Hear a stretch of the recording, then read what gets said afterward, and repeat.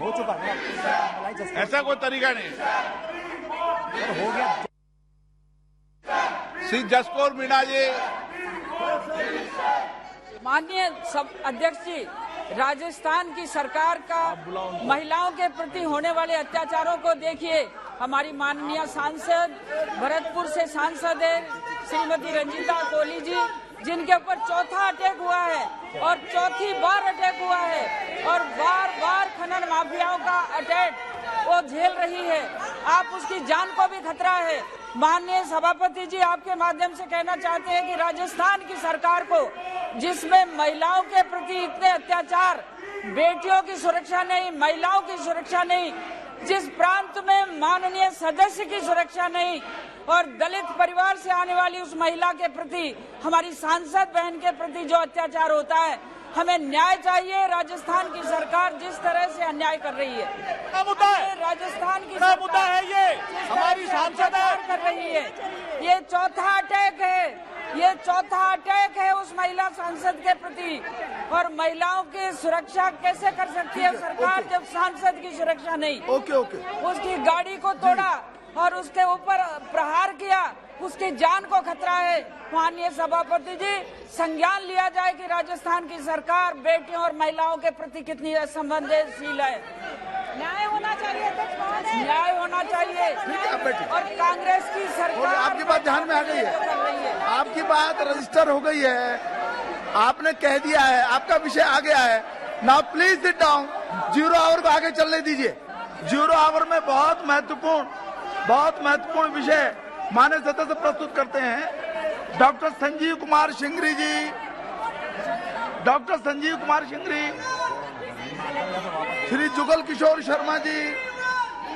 अध्यक्ष महोदय, मैं आपका आभार प्रकट करना चाहता हूं कि आपने मुझे एक बड़ा ही महत्वपूर्ण मुद्दे पर अपनी बात रखने का जो मौका दिया है। अध्यक्ष महोदय, मैं आपके माध्यम से रेल मंत्रालय का ध्यान अपने संसदीय क्षेत्र और विधानसभा विजयपुर की ओर ले जाना चाहता हूं। यहां रेल लाइन जा रही है और रेलें आजकल 25, 30, 40 रेल रोजाना चल रही है।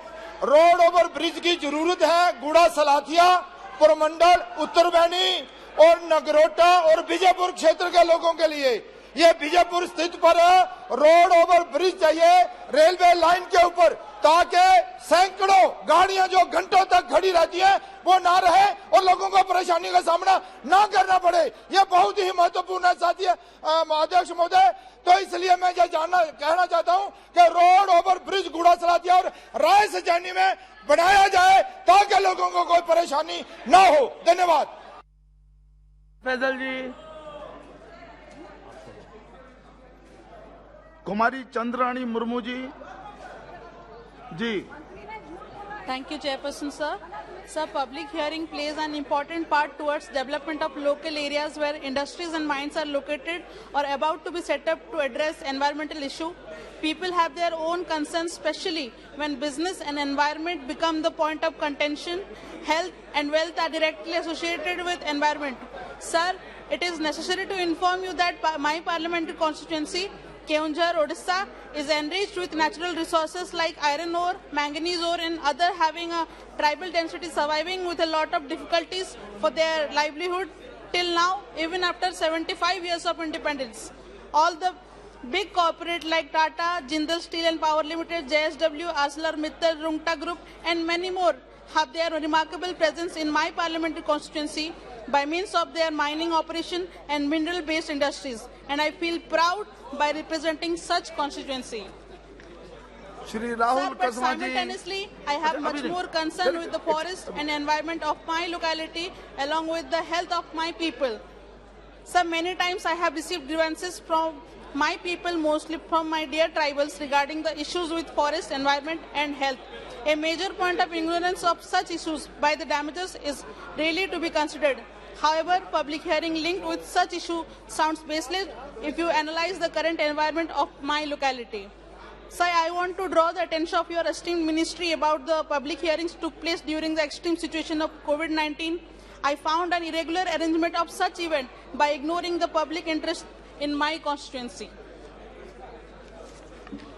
Sir, My point is that during such public hearing, I, as a representative, is not allowed to participate. Public representatives can be the voice of locals, especially tribals. However, they are not valued in such public hearings meant to preserve forest, environment, and local interests. The public many a time look forward to their elected representatives for support or for leading them during such hearings. If local elected representatives are not allowed to participate in such proceedings, who else are entitled for it? It is really sad that such a system has been make your developed demand. to आप keep तो public चाहते क्या हैं? representatives at bay, allowing various stakeholders at times allegedly armed to use the public for their self-gain. Therefore, I urge upon the Honorable Minister for Environment, Forest and Climate Change to look into the matter and make necessary changes so that public representatives like me, a member of Rahul Parliament, कसवाजी। may take part in public hearings. धन्यवाद अध्यक्ष महोदय। अध्यक्ष महोदय, बीते हुए 4-5 सालों से प्रधानमंत्री फसल बीमा योजना का एक बेहतरीन फायदा मेरी लोकसभा क्षेत्र को मिला है। मेरी लोकसभा क्षेत्र चूरू के अंदर हनुमानगढ़ जिला राजस्थान की 3 तहसील लगती हैं, नौहर, भादरा और रावतसर। अध्यक्ष सभापति महोदय, ये तीनों तहसीलों के ऊपर जो इंश्योरेंस कंपनी है वो एग्रीकल्चर इंश्योरेंस कंपनी है जो बीमे का जो इनका काम देखती है। पिछले साल खरीफ 2021 के अंदर जो खरीफ का बीमा कटा, उस बीमा कटने के पश्चात इंश्योरेंस कंपनी ने राजस्थान सरकार के समक्ष क्रॉप कटिंग के इश्यू को लेकर अपनी शिकायत दर्ज करवाई। सभापति महोदय, क्रॉप कटिंग की जो व्यवस्था है उसके अंदर पटवारी या कृषि पर्यवेक्षक, बीमा कंपनी का अधिकारी और एक किसान के सिग्नेचर होते हैं इस क्रॉप कटिंग की रिपोर्ट के ऊपर। उसी के आधार पर किसान को अपने उसको क्लेम मिलता है। पर सरकार के द्वारा, सभापति महोदय 2 मिनट समय लेना चाहूंगा। सभापति महोदय, इशू इस बात का है कि क्रॉप कटिंग की रिपोर्ट हुई पूरे लोकसभा क्षेत्र के अंदर और हनुमानगढ़ जिले के नौहर, भादरा, रावतसर में स्पेशली क्रॉप कटिंग का काम किया गया। फिर भी एग्रीकल्चर कंपनी, इंश्योरेंस कंपनी ने राजस्थान सरकार के समक्ष अपनी शिकायत दर्ज कराई। और सर, अचंभे की बात यह है कि राजस्थान की सरकार के जो स्टैक की कमेटी है, जो state level technical assessment committee है, उस कमेटी ने उस रिपोर्ट को स्वीकार भी कर लिया। जब बीमा कंपनी के अधिकारियों के द्वारा क्रॉप कटिंग के अंदर सिग्नेचर किए हुए थे, उसके बावजूद भी उसको कमेटी के अंदर रिपोर्ट को एक्सेप्ट किया गया और राजस्थान सरकार की स्टैक कमेटी ने, उनके प्रशासन के अधिकारियों ने भारत सरकार को सैटेलाइट के आंकड़े मांगने का पत्र लिखा।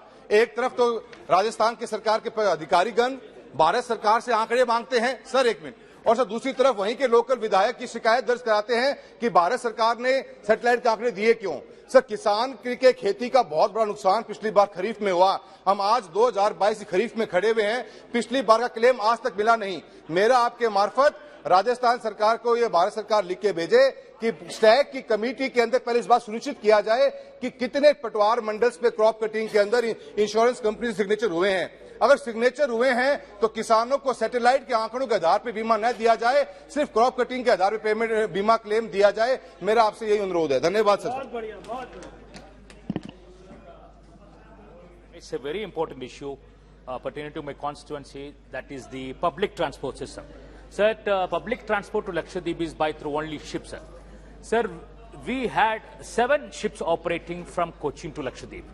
Of late, for the last 1 year, only 3 ships are being operated. Sir, when the 7 ships were operating, 2,300 passengers could have transported or traveled from Cochin to various islands. Now, when it is reduced to 1 ship, for the last 6 months, we were reduced to only 400 passengers to be traveled from Cochin and vice versa. So you can understand the agony and hardship people faced due to the shortage of passenger ships. That attribute to several reasons. Initially, administration have not sanctioned any fund for the maintenance of the ship. Later, when the fund was passed out, the docking was having some other issues. And till now, we are left with only 3 ships to connect between island and mainland. Most of the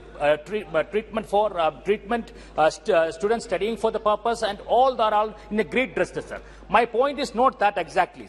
Sir, taking into aspect of perspective plan for in the field of transportation, cargo movement, Ministry of Shipping, Shipping Corporation of India, Ministry of Home Affairs, Lakshadweep Administration, combinedly formed and made a perspective plan aspecting and prospecting for the 15 years futuristic plan, aspecting to the tourism demand also. In that, 6 new passenger ships and 6 new cargo ships in place of the old one was proposed.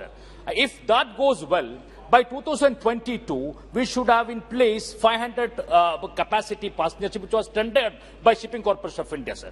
But now the situation is, after the new administrator have joined in, the perspective plan formed by this entire group, the entire capacity of that committee was thrown away, and he has not followed the perspective plan. By that, the ships which has proposed to come to Lakshadweep is on a halt, and I don't know what is the status of the perspective plan now. Now, I would like to know from the government, especially from the Ministry of Home Affairs, what is the status of the perspective plan from 2015 to 2030. Thank you so much.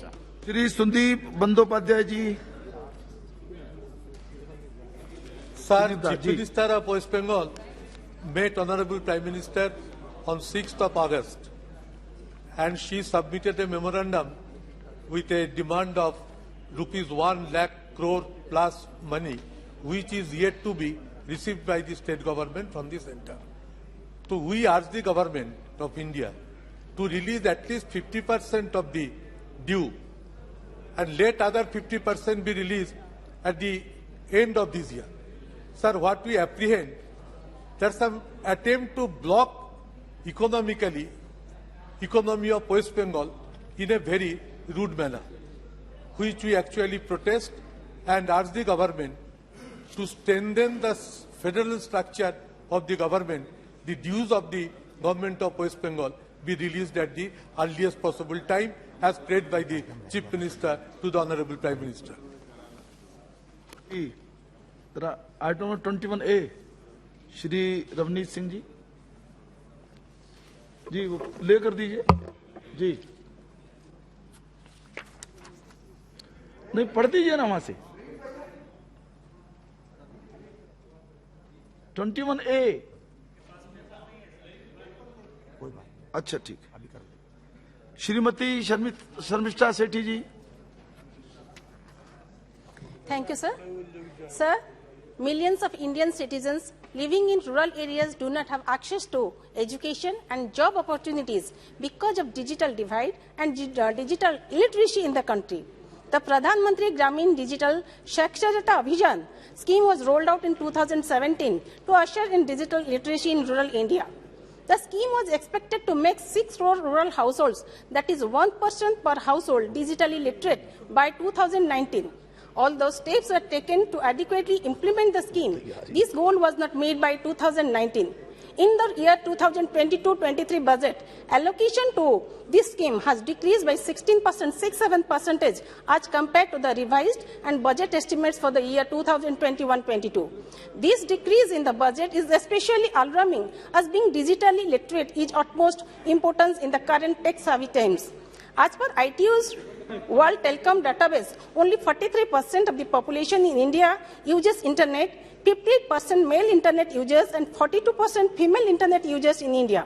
The National Family Health Survey 2019-21 shows a significantly larger gender gap in internet users. The NFHS reports suggest that only 57.1% of the male population and 33.3% of the female population had ever used the internet.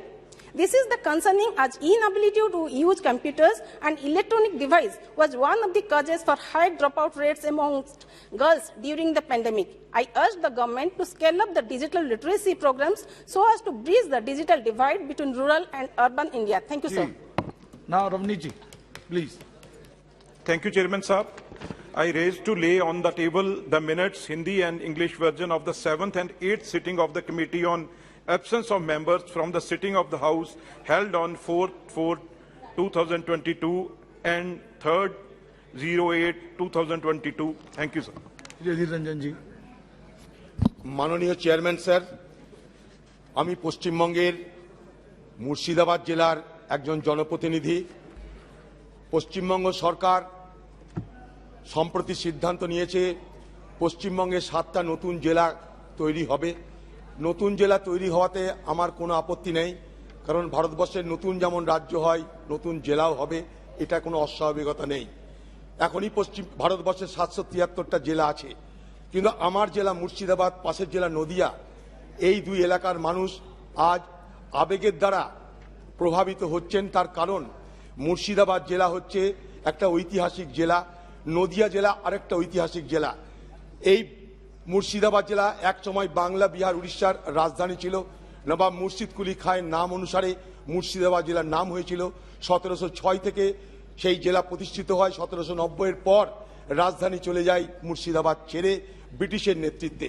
Sir, এক সময় Robert Clive Murshidabad জেলাকে দেখে বলেছিল, Murshidabad was as rich and populous as London. পাশের জেলা নদিয়া, তাকে দেখে বলা হয় যে নদিয়া ছিল অক্সফোর্ড, পূর্ব ভারতের এশিয়ার অক্সফোর্ড।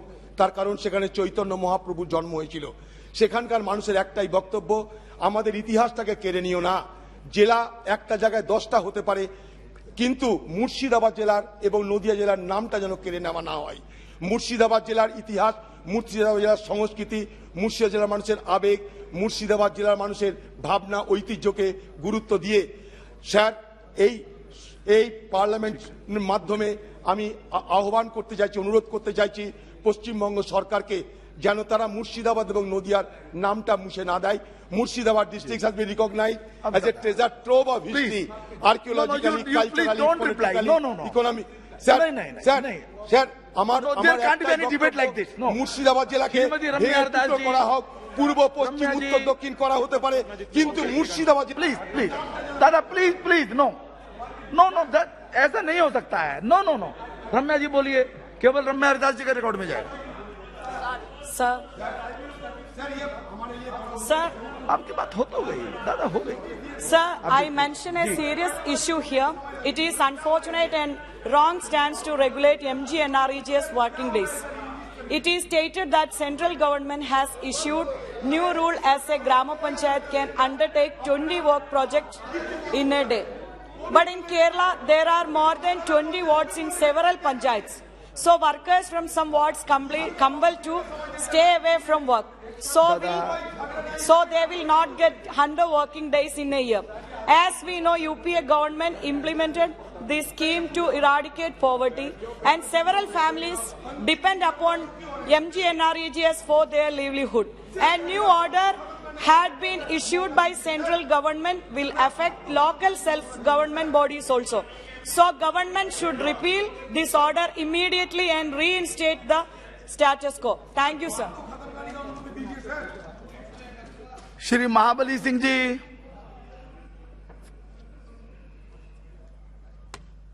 सभापति महोदय,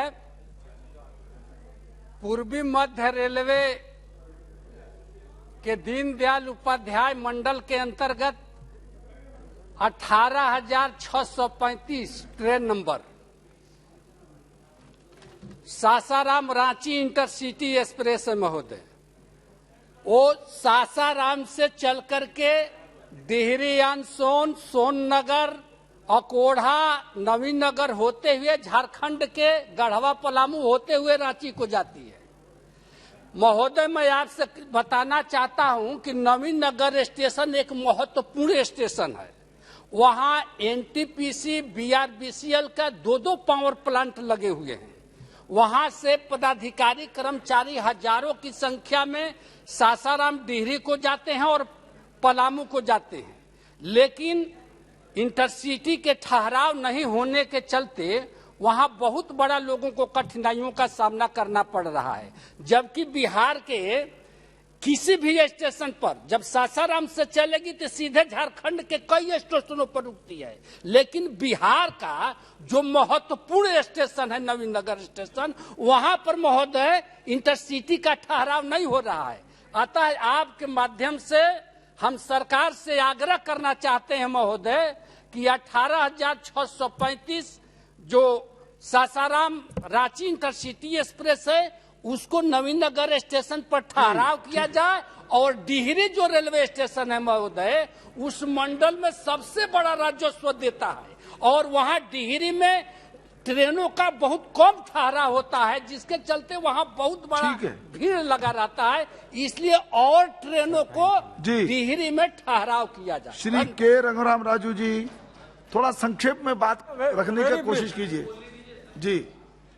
Thank you, Honorable Chairman, sir. This is with regard to the new education policy. I would like to bring it to the notice of our Honorable HRD Minister. Recently, Government of India has come up with a proposal to merge some primary education schools with the secondary education schools.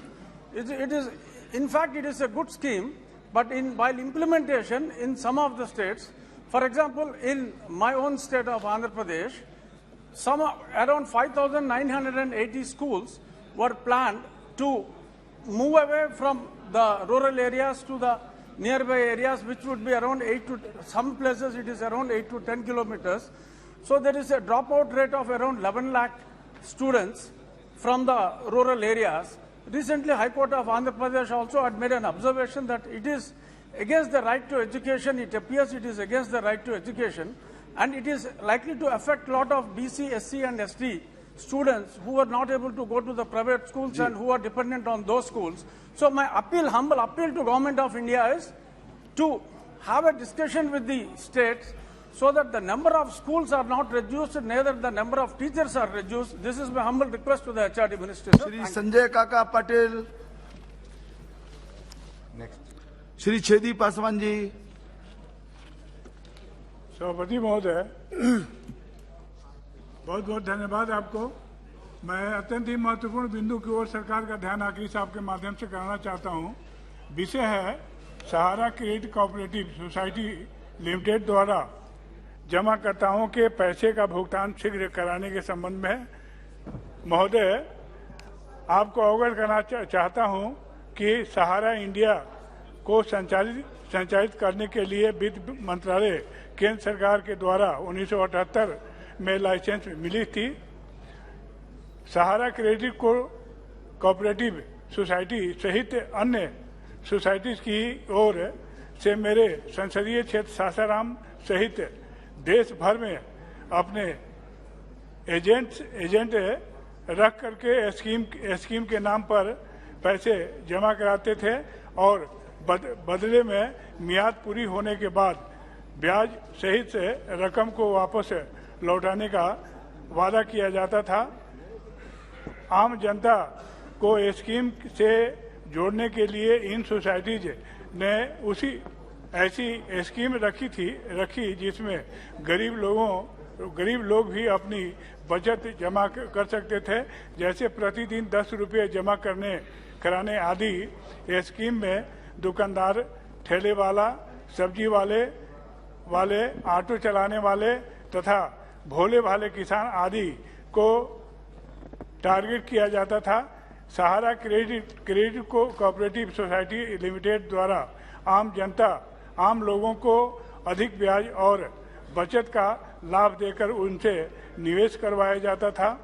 Sahara India द्वारा लूटे गए निवेशकर्ता आज भूखमरी के कगार पर हैं। गरीबों का सारा सपना टूट गया, जिसने बेटी की शादी एवं बच्चों की पढ़ाई का सपना मन में रखा था। अतः सदन के माध्यम से माननीय वित्त मंत्री जी से विशेष आग्रह है कि सहारा इंडिया में लोगों द्वारा जमा की गई राशि भुगतान शीघ्र कराने की कृपा की जाए। बहुत बहुत श्री अब्दुल समद सामदानी जी। Thank you, sir.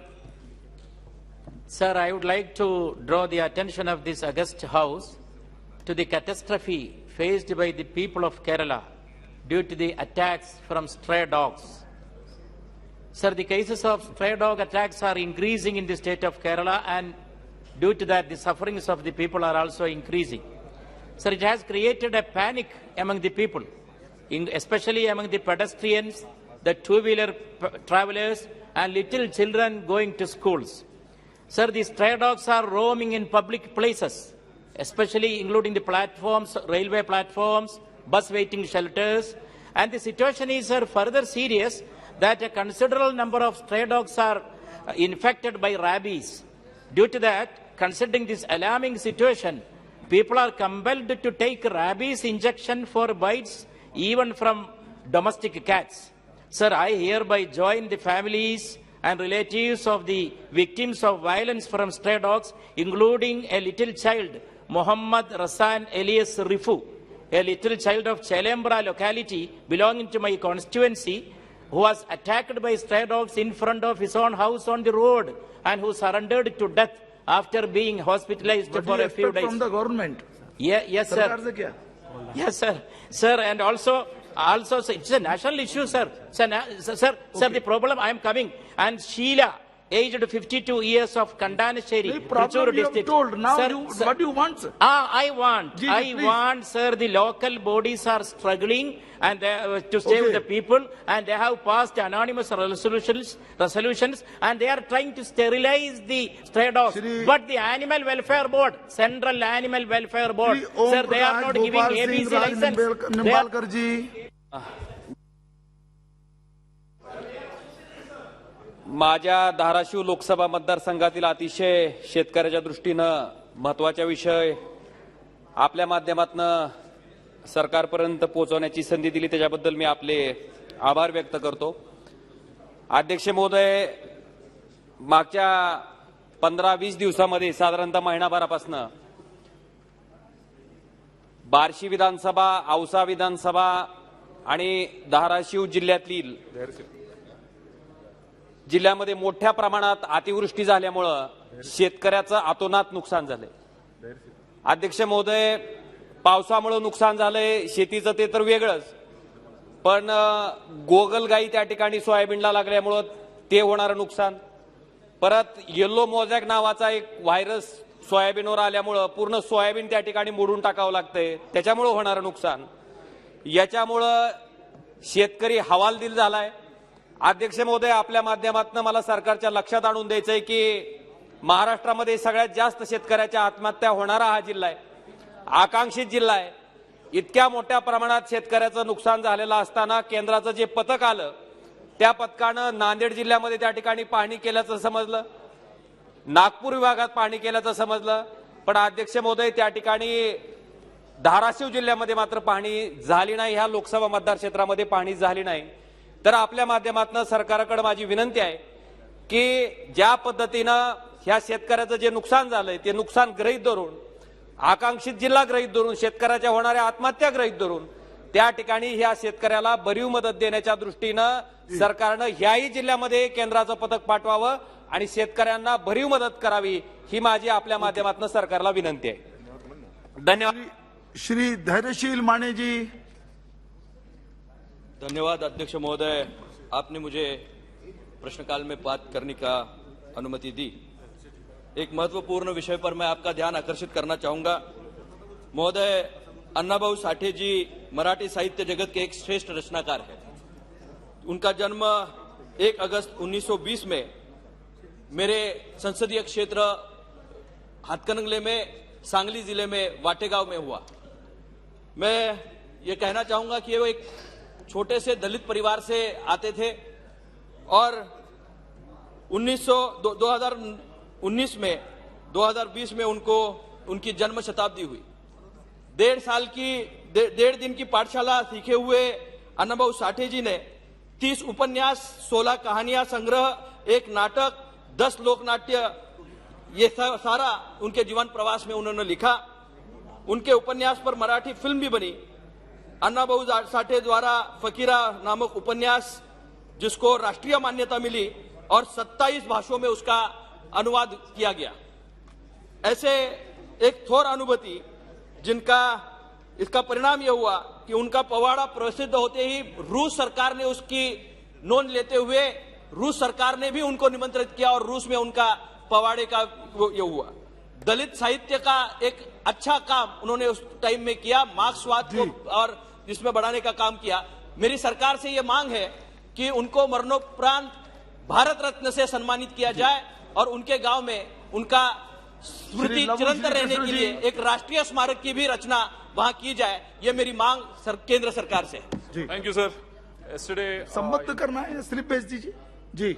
Thank you, sir. Yesterday in Niti Aayog meeting also, Prime Minister has mentioned about doubling the farmers' income and also about adding new technologies to the agriculture, sir. But I'm coming from no cross talking. No, ji, please. I'm coming from a backward area of Palnadu, which is very famous for chilies and cotton, sir. But in the last 2 years, because of new infestations like thrips, the chili crop has literally gone waste, sir, and farmers have almost lost per acre to the tune of 80,000 to 1 lakh rupees, sir. Sir, in Guntur district, including Palnadu, there is another 2 parliaments, sir, Guntur and half of Bapatla, sir. Whole of Guntur district put together, it's a very big agriculture powerhouse, sir, but it doesn't have a single Krishi Vignana Kendra, sir. In the last 3 years, there is a lot of effort that has been put to bring Krishi Vignana Kendra to Palnadu area, sir, and mostly to Guntur area, sir. But this government is talking about agriculture and a lot of benefits that is giving it to agriculture, sir. But for the private societies, the new Krishi Vignana Kendras, they're not giving it, sir. Even when the government is applying, state government is applying for a new Krishi Vignana Kendra, sir, even then they're not sanctioning it, sir. Sir, I had the opportunity to visit Baramati, sir. They had one of the best KVK there, sir. The amount of work they're doing with the farmers and farmers over there, with the sugarcane farmers, it is to be seen to be believed, sir. So this government is talking so much about farmers and doubling farmers' income. So I request through you, sir, this government to sanction one Krishi Vignana Kendra, sir. The application is pending with the government for the last 3 years, sir. So that we request that to be processed soon and sanction the KVK to Palnadu area, sir. Thank you. Dinesh Chandra Yadav ji.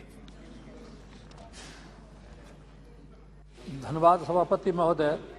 Bihar राज्य अंतर्गत मेरे संसदीय क्षेत्र मधेपुरा के ग्वालपाड़ा प्रखंड अंतर्गत बिसवारी घाट कोसी नदी पर स्थानीय जनता द्वारा विगत कई वर्षों से पुल निर्माण की मांग किया जा रहा है, लेकिन अभी तक पुल का निर्माण नहीं हो सका। जबकि पुल का सर्वेक्षण भी किया गया, वहां पर 6 गुना 21.75 मीटर आकार का उच्च स्तरीय पुल की आवश्यकता बताई गई। यह बिसवारी घाट मधेपुरा और सहरसा जिला के सीमा पर अवस्थित है, जो दोनों जिला के विभिन्न गाँव को जोड़ती है। यहाँ पर पुल नहीं रहने से आम लोगों को आवागमन में भारी कठिनाई होती है। NH 106 ग्वालपाड़ा से बिसवारी घाट तक प्रधानमंत्री सड़क योजना के पथ का निर्माण हुआ, लेकिन उक्त पथ के अंतिम छोर पर नदी में पुल नहीं बनाई गई है। बिसवारी घाट पर पुल बन जाने से सहरसा जिला के लोगों को NH 106 पर आने में काफी सुविधा होगी। अतः जनहित में मैं आपके माध्यम से सरकार से मांग करता हूं कि मधेपुरा एवं सहरसा जिला के सीमा पर बिसवारी घाट पर पुल निर्माण कराई जाए। धन्यवाद। श्री विष्णुदयाल राम जी। धन्यवाद सभापति जी। मैं अपने क्षेत्र की एक अति महत्वपूर्ण विषय की ओर आपका ध्यान आकृष्ट कराना चाहता हूं। मैं पलामू संसदीय क्षेत्र का प्रतिनिधित्व करता हूं, जिसके दोनों जिले पलामू एवं गढ़वा आकांक्षी जिलों की श्रेणी में आते हैं। जब से ये आकांक्षी जिले घोषित हुए हैं, निश्चित रूप से स्थानीय प्रशासन की संवेदनशीलता बढ़ी है। उपायुक्त उप विकास आयुक्त का प्रखंडों में दौरा हो रहा है, जनता की समस्याएं उनके द्वारा सुनी जा रही हैं, पर इससे हमारे यहाँ की जो समस्या है उसका समाधान होने वाला नहीं है। सबसे बड़ी समस्या मेरे क्षेत्र की पलायनवाद की है। प्रतिवर्ष करीब करीब 2 से 3 लाख लोग दूसरे राज्यों में रोजगार के लिए जाते हैं, जीविकोपार्जन के लिए जाते हैं। ऐसी परिस्थिति में वहां पर एक जपला सीमेंट फैक्ट्री थी, वो भी वर्षों से बंद पड़ी हुई है और उसके खुलने की भी कोई संभावना नहीं है। हालांकि सीमेंट फैक्ट्री दूसरे कंपनियों के द्वारा खोली जा सकती है, क्योंकि वहां पर रॉ मटेरियल भी है, पानी भी है, बिजली भी है, लेबर भी है। इसके अलावा रेलवे के द्वारा एक एक्सिल फैक्ट्री खोली जा सकती है या अन्य विभागों या मंत्रालयों द्वारा इस दिशा में कदम उठाया जा सकता है। अतः मेरा आपके माध्यम से सरकार से ये निवेदन है कि पलामू जैसे संसदीय क्षेत्र में जो अत्यंत पिछड़ा है, वहां पर किसी प्रकार की फैक्ट्री लगाने की व्यवस्था की जाए ताकि लोगों को रोजगार मिल सके। श्री निशिकांत दुबे जी। धन्यवाद सभापति महोदय। मैं इस सदन में पिछले 13-14 साल से झारखंड के घुसपैठ के बारे में हमेशा मुद्दा उठाते रहा हूं कि बांग्लादेश से जुड़े होने के कारण हमारे क्षेत्र में घुसपैठ एक बड़ी समस्या है और इसका हिंदू और मुसलमान से कोई लेना देना नहीं सर। बांग्लादेश घुसपैठ क्योंकि वो जब आते हैं तो हमारे मुसलमान भाइयों का भी रोजगार छीनते हैं, हिंदू का तो रोजगार छीनते ही। लेकिन अभी जो एक नया ट्रेंड चालू हुआ है सर कि पूरा इस्लामीकरण के लिए, मैं 3-4 पॉइंट जो है आपके माध्यम से, सदन के माध्यम से सरकार को जो है बताना चाहता हूं कि भोले भाले आदिवासियों को शादी करके, आदिवासी लड़कियों के साथ शादी करके पूरे बांग्लादेश के जो मुसलमान हैं वो पूरी डेमोग्राफी को चेंज करने के लिए उतारू हैं। और इसका सबसे बड़ा उदाहरण है सर कि अभी मेरे बगल के जिले साहबगंज में जो जिला परिषद की अध्यक्षा बनी है वो आदिवासी कोटे से, क्योंकि वो शेड्यूल ट्राइब के लिए रिजर्व था, लेकिन उनकी जो शादी है वो मुसलमान में हुई। और ये एक उदाहरण मैंने दिया है, इस तरह के लाखों उदाहरण। दूसरा, यदि आपने ध्यान दिया होगा सर, तो जामताड़ा एक सीरियल बना जिसमें जो माननीय प्रधानमंत्री जी का डिजिटल इकोनॉमी है, जितने देश के साइबर क्राइम होते हैं वो साइबर क्रिमिनल सारे के सारे उसी संथालपन्ना में, उसी जामताड़ा में है, उसी देवघर में है, उसी गोड्डा में है, उसी पाकुड़ में है और साहबगंज में है। तीसरा जो सवाल है सर कि जितनी गायें हैं, यदि आप मेरे रास्ते में जाएंगे सर, यदि गोड्डा से चलेंगे, देवघर से चलेंगे, तो आपको रात में जो है लाखों लाख गायें जो हैं वो जाती हुई नजर आएंगी। वो सब बांग्लादेश जा रही है, बालू जा रहा है, गिट्टी जा रहा है, ये सब इलीगल है सर, सब गलत है। उसी दिन, आज से 2 दिन पहले मैंने इसी सदन में मुद्दा उठाया था सर, पूरे इस्लामीकरण का, जिसको झारखंड सरकार ने माना कि जो सरकारी स्कूल है वो उर्दू हो गया है, रविवार के बदले वहां शुक्रवार को छुट्टी होती है। 3, 4, 5 मुद्दे के कारण पूरा अशांत हो गया क्षेत्र और पूरे इस्लामीकरण के लिए बढ़ रहा है। मेरा आपके माध्यम से भारत सरकार से आग्रह है कि एक तो एनपीआर वहां लागू करें सर, एनआईए का ऑफिस वहां हो, और चूंकि झारखंड सरकार और कांग्रेस मिलकर इन सारे एक्टिविटी को मदद कर रही है, इसलिए धारा 356 के अंतर्गत झारखंड में राष्ट्रपति शासन लागू हो। जय हिंद, जय भारत।